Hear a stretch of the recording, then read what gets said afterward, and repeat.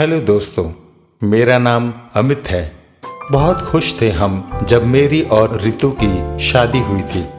हम दोनों एक ही ऑफिस में काम करते थे, सो वहीं हमारी पहली मुलाकात हुई थी। 2 महीने में ही हमारा प्यार इस कदर परवान चढ़ा कि हमने तुरंत कोर्ट मैरिज कर ली। मैं रितु को बेहद प्यार करता था, पर रितु तो मुझसे पागलपन की हद तक प्यार करती थी। शादी के बाद रितु ने जॉब छोड़ दी ताकि वो हम दोनों का पूरा ख्याल रख सके। वैसे भी मेरी सैलरी काफ़ी अच्छी थी, सो कोई ज़रूरत भी नहीं थी रितु को काम करने की। रितु सुबह जल्दी उठकर मेरा पसंदीदा ब्रेकफास्ट तैयार करती और मेरे कपड़े प्रेस करती।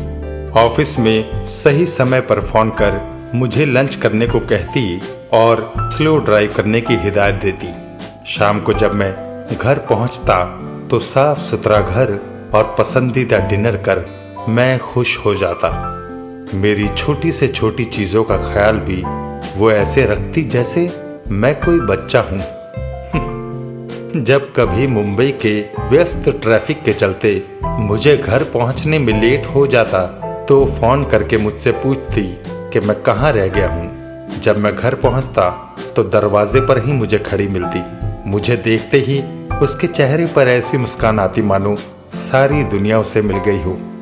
ये सब देखकर मुझे महसूस होता कि मैं दुनिया का सबसे भाग्यशाली इंसान हूँ। कम से कम तब तक तो मैं ऐसा ही मानता रहा जब तक वो घटना ना हुई। उस दिन मैं ऑफिस से घर पहुंचा तो डोर बेल बजाता रहा, पर रितु ने 15 मिनट तक दरवाज़ा ही ना खोला। आज मुझे लंच के बाद से कॉल भी नहीं किया था, सो मुझे बड़ी चिंता हुई। मैंने उसे कॉल किया तो उसने फ़ोन नहीं उठाया, पर तभी दरवाज़ा खुला। रितु ने ही दरवाज़ा खोला था, पर पहली बार वो बिना मुस्कुराए, बिना एक भी शब्द बोले जाकर सोफे पर बैठ गई। मुझे बड़ा अजीब लगा। रितु के चेहरे की नाराज़गी मुझसे छुपी नहीं थी। वो आज मैं ज़रा लेट हो गया, ट्रैफिक बहुत ज़्यादा था रास्ते में। तुमने आज मुझे कॉल ही नहीं किया, क्या बात है? तबीयत तो ठीक है ना तुम्हारी? रितु ने कोई जवाब नहीं दिया, बस गुस्से से मुझे देखे जा रही थी। आज ऑफिस में काम बहुत था, सो मैं भी तुम्हें कॉल नहीं कर पाया। काम बहुत था या जूलिया के साथ बिजी थे तुम? जूलिया? ये क्या बोल रही हो रितु? जूलिया का हमसे क्या लेना देना? अभी मैं बोल ही रहा था कि टेबल पे रखा एस्ट्रे कब रितु ने उठाकर मेरे सर पर दे मारा, पता ही ना चला। मेरी आंखों के आगे एक पल को अंधेरा छा गया। झूठ मत बोलो, मैं आई थी दिन में तुम्हारे ऑफिस, देखा था मैंने कैसे वो जूलिया तुमसे हंस हंस कर बातें कर रही थी। मैं माथे पर हाथ रखे हैरत से रितु को देख रहा था, तभी अचानक रितु का स्वर बदल गया। अरे, तुम्हारे माथे से तो खून निकल रहा है। इतना बोलकर रितु दौड़कर दूसरे कमरे में से फर्स्ट एड बॉक्स ले आई।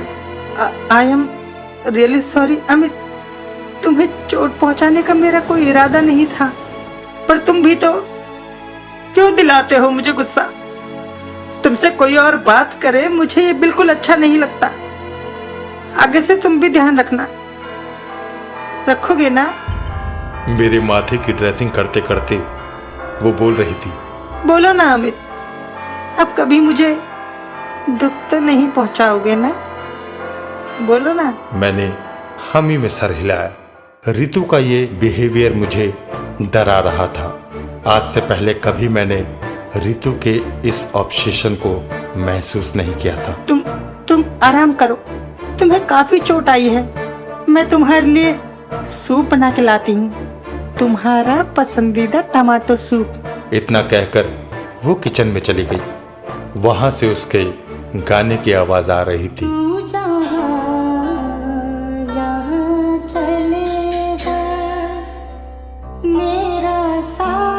ये गाना वो अक्सर गाया करती थी। उस रात में सो नहीं सका। जो घटना घटी थी मैं उसे किसी भी तरह जस्टिफाई नहीं कर पा रहा था। शायद जल्दबाजी में शादी कर ली थी मैंने रितु से, या शायद मैं ज़रूरत से ज़्यादा ही सोच रहा था। ऋतु के बिहेवियर की वो क्षण प्रतिक्षण होने वाली तब्दीली मेरी समझ से बाहर थी। खैर, अगले कुछ दिन शांति से गुजर गए। मैं भी वो घटना पूरी तरह भूल चुका था। उस दिन मैं सुबह सुबह मार्केट से कुछ सामान लेकर आ रहा था कि मुझे मिसेस गुप्ता ग्राउंड फ्लोर पर ही मिल गई। काफी बिंदास और मजाकिया किस्म की महिला थी वो। हम लोग लिफ्ट में साथ थे। वो मुझसे मजाक करती आ रही थी। लिफ्ट का दरवाजा खुला तो मैं सन्न रह गया। सामने ऋतु खड़ी थी। अचानक ही उस दिन घटी घटना मेरे दिमाग में घूम गई। मैं तेजी से हड़बड़ा कर अपने फ्लैट की तरफ बढ़ा। तभी मिसेस गुप्ता ने आवाज देकर अपनी सब्जी का थैला मांगा। दरअसल उनके पास काफी सामान था, तो मैंने उनकी मदद करने के लिए उनके हाथ का वो थैला अपने हाथ में ले लिया था। मैंने उन्हें वो लौटाया तो वो अपने आदत के अनुसार मेरे कंधे पर हाथ मार मार कर मजाक करने लगी। मैं मन ही मन घबरा रहा था कि ना जाने अब क्या तमाशा होने वाला है, पर ऐसा कुछ नहीं हुआ। ऋतु मुस्कुरा रही थी। मैं फटाफट तैयार होकर ऑफिस निकल गया। शायद मैंने ऋतु को गलत समझा था। और रही जूलिया की बात, तो उसकी इमेज तो वैसे भी ऑफिस स्टाफ की नज़रों में भी कुछ खास अच्छी नहीं थी, और ऋतु भी उसे शुरू से ही पसंद नहीं करती थी, तो शायद इसलिए वो हाइपर हो गई थी। पर उसे मुझ पर तो भरोसा होना चाहिए था ना। इन्हीं सब सोचों में मैं ऑफिस पहुंच गया। उस दिन सब सामान्य रहा। रोज की तरह ऋतु का कॉल आता रहा। लंच के समय में भी उसने कॉल किया, बल्कि ऋतु कुछ ज्यादा ही खुश महसूस हो रही थी और मुझे भी तसल्ली थी कि सब ठीक है और ऋतु से शादी करके मैंने कोई गलती नहीं की। शाम को जब मैं घर पहुंचा तो बिल्डिंग के वॉचमैन से पता चला कि मिसेस गुप्ता की टेरेस से गिरकर मौत हो चुकी है। लिफ्ट से ऊपर पहुंचा तो मिस्टर गुप्ता के घर के आगे भीड़ लगी थी। लोग रोते हुए मिस्टर गुप्ता और उनके परिजनों को सांत्वना दे रहे थे। ऋतु भी वहीं बैठी हुई थी। मैं भी मिस्टर गुप्ता के पास गया, उन्हें सांत्वना दे। थोड़ी देर बाद मैं और ऋतु वापस अपने फ्लैट पर आ गए। ऋतु, तुमने मुझे इतनी बार कॉल किया पर बताया नहीं, मैंने चाय पीते पीते पूछा। क्या बताती अमित, बेकार तुम परेशान होते। पहले ही ऑफिस में इतने बिजी रहते हो। जो होना था वो तो हो ही गया। हाँ ऋतु, बेचारी मिसेस गुप्ता, यकीन नहीं होता। आज सुबह ही तो मुलाकात हुई थी उनसे। कितनी हंसमुख और जिंदादिल लेडी थी। हंसमुख और जिंदादिल? तुम्हें ऐसा लगता है दूसरे के पतियों से हाथ मार मार कर मजाक करने को फुहड़ता कहा जाता है अमित, ना कि जिंदादिली? कहते कहते अचानक ऋतु का स्वर बदलने लगा। वो औरत बोझ थी धरती पर, आज एक बोझ उतर गया, धरती पर से भी और मेरे सिर से भी। ये सुनकर मुझे बड़ा अजीब लगा। इससे पहले कि मैं कुछ बोल पाता, डोरबेल बज उठी। मैंने दरवाजा खोला तो सामने पुलिस खड़ी थी। वो ऋतु को गिरफ्तार करने के लिए आई थी। मिसेस गुप्ता के मर्डर के चार्ज लगे थे उस पर। इस घटना के चश्मदीद गवाह के अलावा सीसीटीवी फुटेज भी थी पुलिस वालों के पास। ऋतु ने दौड़कर अपने आप को बेडरूम में बंद कर लिया। काफी देर खटखटाने पर भी जब उसने दरवाजा न खोला तो पुलिस ने दरवाजा तोड़ दिया। अंदर पंखे के साथ ऋतु की बॉडी हवा में झूल रही थी। खाना पूरी कर पुलिस वहां से लाश लेकर चली गई। मैं पूरी तरह से टूट गया था इस घटना के बाद। ऑफिस से 2 हफ्ते की छुट्टी ले मैं गुजरात अपनी मौसी के घर चला गया। 2 हफ्ते बाद जब मैं वापस मुंबई लौटा तो दर्द कुछ कम हो चुका था। फ्लैट पर पहुंचकर मुझे पता चला कि गुप्ता जी अपने परिवार सहित वहां से घर छोड़कर जा चुके थे।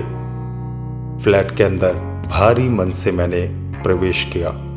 वही जख्म फिर हरे हो गए थे।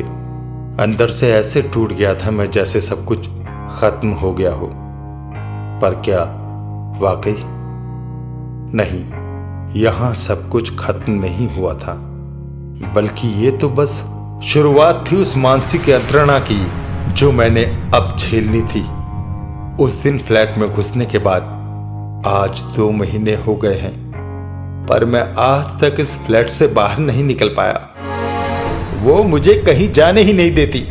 कहती है मैं जब तक जिंदा रहूंगा यही रहूंगा उसके साथ। जब भी मेरे मोबाइल पर मेरे किसी जानकार का फोन आता है तो मोबाइल का स्पीकर अपने आप ऑन हो जाता है और वो मेरी आवाज में सबसे बातें करती हैं।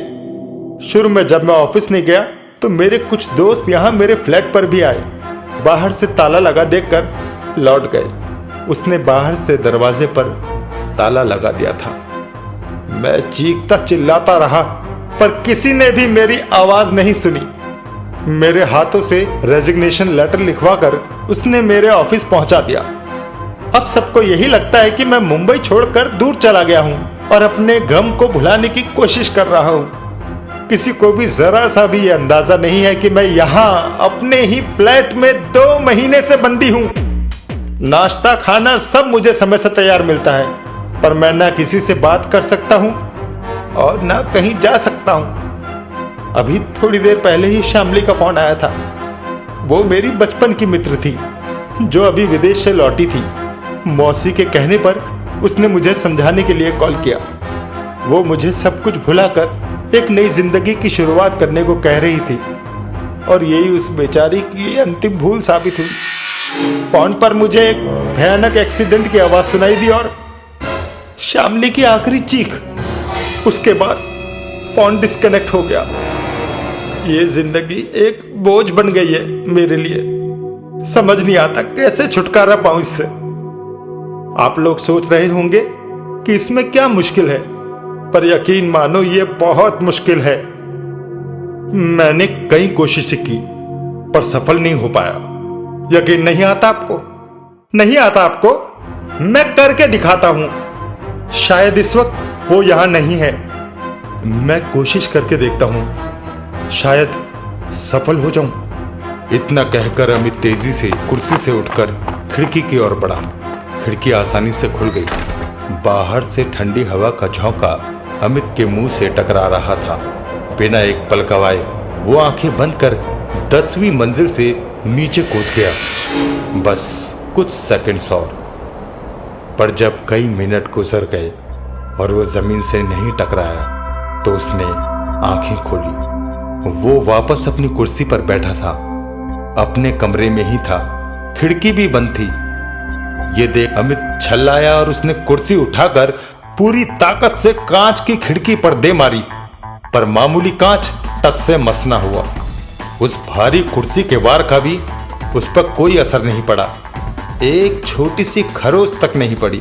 मरने दो मुझे रितु, मरने दो मुझे। क्या बिगाड़ा है मैंने तुम्हारा जो तुम इस तरह मुझे तड़पा रही हो? तुमसे प्यार करना, शादी करना क्या भूल थी मेरी? या तो मुझे मरने दो या शांति से जीने दो। चली जाओ, चली जाओ यहां से। मेरा पीछा छोड़ दो रितु। जाओ, जाओ यहां से। मैं जानता हूं तुम यही हो। जवाब दो रितु, जवाब दो। कुछ देर के सन्नाटे के बाद एक आवाज अमित के कानों से टकराई। एक गाने की आवाज।